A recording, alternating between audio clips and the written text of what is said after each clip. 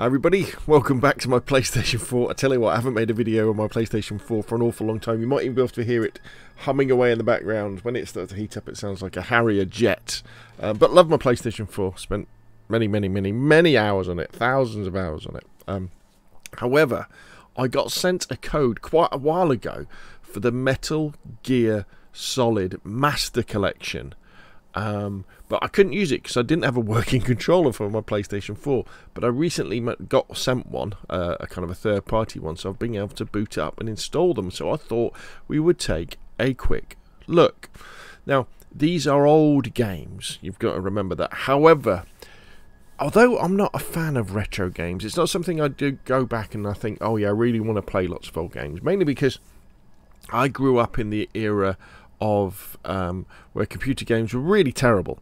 So we're talking, you know, my first computer games would have been the like the Binatone consoles, which were before Atari, where you would just have these paddles with a pot on each one that you would turn, and you would play tennis with two lines on the screen. It'd go boop boop and go backwards and forwards. Then you got the Ataris. We never had an Atari, but you would have like copy consoles, and then the first computer I had to play games on was an Apple II back in like 1983. So really, when I see old video games, I'm like, yeah, old video games are okay, but I want the new stuff. I want 3D, first person, third person, simulator shooters, all that sort of stuff. I want Flight Simulator. I want things like that. So going backwards doesn't always feel great, but I tell you what, these old Metal Gear Solid games, they're pretty cool. The problem with them is that they are from before a time when we'd really sorted out controllers in terms of what all the buttons do. Like now, if you fire up Battlefield or Call of Duty or even you know, PUBG or DayZ or anything like any of the sort of newer versions of games, generally the buttons are in a similar sort of place. With these older games, they're completely out of left field. And we're not used to them. So what I thought we'd do, we'd have a little look at some of the extra stuff that comes with this pack, just in case you're interested, and then we'll fire up Metal Gear Solid 2 just to have a quick look at the graphics to start off with, in terms of bringing back some memories really for me, and you hopefully as well, of especially Metal Gear Solid 2, because I played Metal Gear Solid 2 on the PlayStation 2 before Metal Gear Solid 1. Because Metal Gear Solid 2 came out, and I remember buying it, remember they had those special shaped sleeves for the discs, didn't they? And then buying it and playing through it and thought that was cool. But the beauty of the PS2, it was backwards and compatible with the PS1. Then I got Metal Gear Solid and played that, and that had two discs in it, didn't it? And I remember because when you got to the end of Metal Gear Solid, right at the end when you were escaping, it crashed on the PlayStation 2. But I really enjoyed these games, and I had the big book, the big guide as well for Metal Gear Solid 2. So anyway, so let's have a quick. So in the bonus collection, you get the original Metal Gear and Snake Revenge games. Now I think these are from like the NES. They're really old, so you know you can have a look at them. Digital soundtrack, so you can play different songs. Won't do that because we'll probably get picked up on copyright on YouTube. You've got digital graphic novels for Metal Gear Solid 2. They must be different languages, and then if we come out of that, we've got Metal Gear Solid, the original one, and then we've got Metal Gear Solid Sons of Liberty, and then Metal Gear Solid 3 Snake Eater. I've never played Snake Eater, so I might well do that. But anyway, let's fire up Metal Gear Solid 2, because that would be the one that I would be like, oh yeah, it's funny, isn't it, when you look back and try and remember what these games were like at the time, you think, oh god, the graphics are amazing and the stealth was amazing and we did all this stuff. Unfortunately though, when you go back now, some of those memories can be a little bit spoiled, but that's the beauty of remakes, isn't it? Stuff. Love the Konami art that you got and this sort of stuff. So you do get some other stuff as well. Actually, you get the master book, which is worth looking through, which is very interesting, that has sort of history about the Metal Gear series and also remind you of kind of where we are and what's kind of going on. That's very nice to look at, and you also get the screenplay of the book. I don't know what download is actually. Oh, Japanese language pack, there we go. and then we can go into the game itself. So let's just go English, online manual. In fact, let's just go and let's just start and have a look round and go back in time. If you're a similar age to me, so sort of you're just starting your 50s, there's certain things that do take you back. And while this loads up, let me just kind of share with you one of the best things you can do. Is if you're in this, you must be in your 50s for this. It doesn't work if you're younger. If you want to have almost like a time machine that will make your brain go back in time, there's many things that you can do, you know, look back on stuff. But if you're ever at a car boot sale and you're wandering around, or maybe you've got a friend who's a photographer who's into old cameras, ask them if they've got any flash cubes. Or if you're at a car boot sale and you see an old film camera that comes with flash cubes. These were things like you'd put them on top of normally cheap cameras, and they were disposable flashes, and they would normally have 4 goes, and you would press the button and they'd go off, and they would have this smell. And I was lucky enough a few years ago for somebody from the film photography project, Mike Rasso, that was it, sent me a Polaroid camera, and it had some flash cubes in. I think that's where I got them, and I fired 1 or 2 of them, and the smell, because I hadn't smelt that smell for sort of 30 years, maybe even more, 40 years, it just takes you back in time. Oop, there we go, it's not my microphone. But anyway, let's see if we can skip this and press options button. Load game. Have I got anything loaded? No. Okay. So it's got to be what options have we got? Okay. I know the controls are going to be beyond me. I know that. Snake Tails, they're like mini missions, aren't they? So let's go into a new game.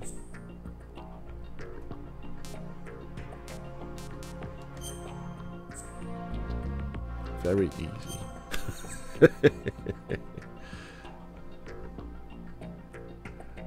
Radar Type 1. Yeah, if that sounds the easiest, doesn't it?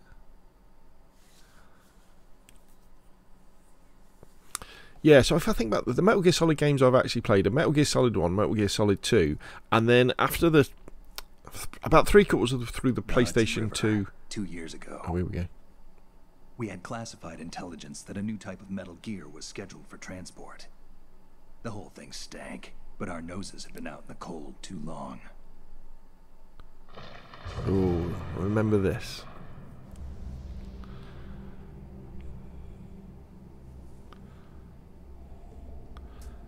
Yeah, so near the end of the PlayStation 2 lifestyle, that's when I stopped playing video games for, I don't know, 15 years, 20 years. And the next time I picked them up was near the end of the Xbox 360 cycle, just before the Xbox One was coming out, when my son gave me his Xbox 360 and a load of games. I said, there you go. So I missed out on Metal Gear Solid 3, Metal Gear Solid 4. I didn't even... although we had Metal Gear Solid 5 for the PlayStation 4, and I think I've got it. I got it for PC. I can't remember. I never played it. I think I fired it up, and the controls were so complicated, and I was really into Call of Duty and then PUBG at the time. I just couldn't be bothered to learn all these different controls. But Metal Gear Solid 5, although apparently it's like an unfinished masterpiece, isn't it? Because Hideo Kojima, you know, doesn't work for Konami anymore. Maybe it's something I'll check out. Look at this, eh? They've done well upscaling this. Because remember, this would have been... is it 420p? Is it TV? Something like that.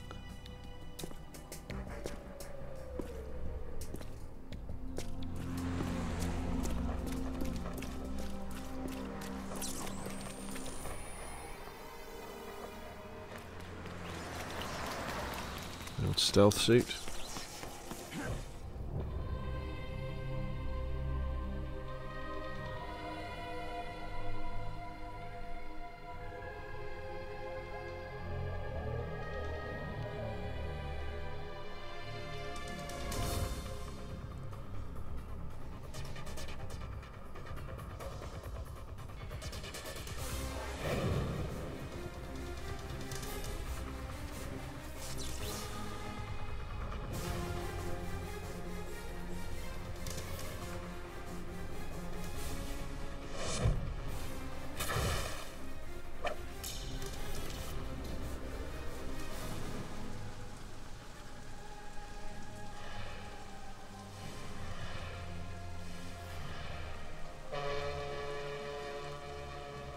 Yeah, so I think you'd have to be pretty committed to want to be playing retro games if you hadn't played these before. And you'd have to be very patient in terms of how the games control and how they play. And of course, in this era of games, you had to read the manual. The tutorials that actually come with the game are not like where we have now, where it basically handholds you and tells you how to do everything. They do tell you how to do a few bits, but all. And here we are. He's right on schedule. Revolver Ocelot. He'll know soon enough. Solid Snake.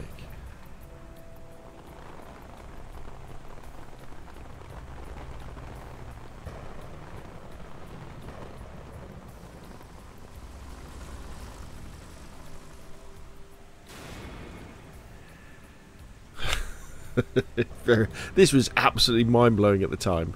It really was. Especially if you come from something like Nintendo. You know, and you were playing like Super Mario World. This is Snake. Do you read me, Otacon? Loud and clear, Snake.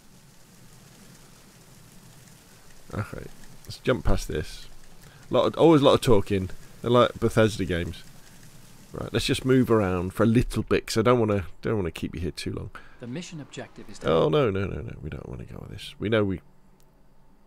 Oh. All right, let's look at your gear. Oh, it does give us some tranquilizer gun converted ideas.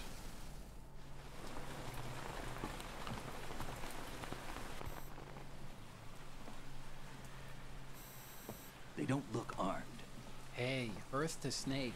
These are nice, upstanding Marines, not terrorists. Don't get caught. You're in stealth.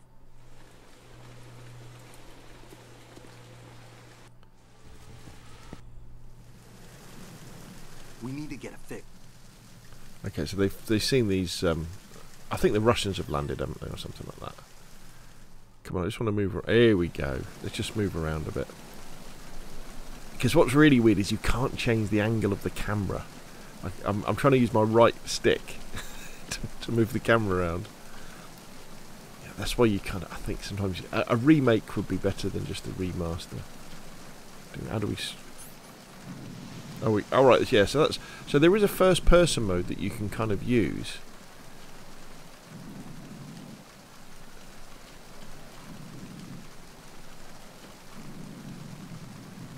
And you can look around. You can't stay in first person, which is the odd thing. And then we've got our gun, haven't we? Oh, I'm crawling around. How do we get up? Where's our gun? See, gun's on the trigger. Oh, there we go. And then we let go to fire, I think? Yeah, we did.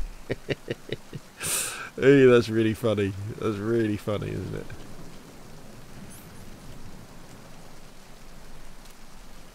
Ooh.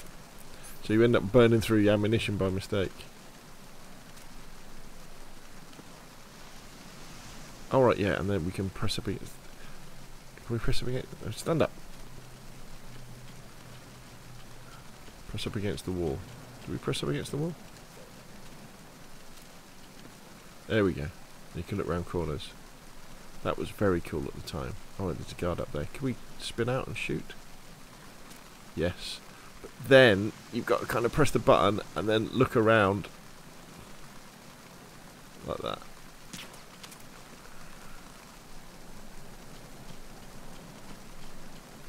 I guess lots of the 3D model would be missing, wouldn't they, if you were to go to... See, that's third person then, isn't it? The camera lets you do that. And we found something. So, it looks good, you know. I mean, I'm looking at this on a 27-inch monitor. It'd be running at 1080p. Okay, they've got the texture's a little bit smudgy, but you know this is a game from a long time ago, from a different era, from the PlayStation 2 era. But I'm more than happy to play this. I just need a little bit more patience, and I just need to get used to the.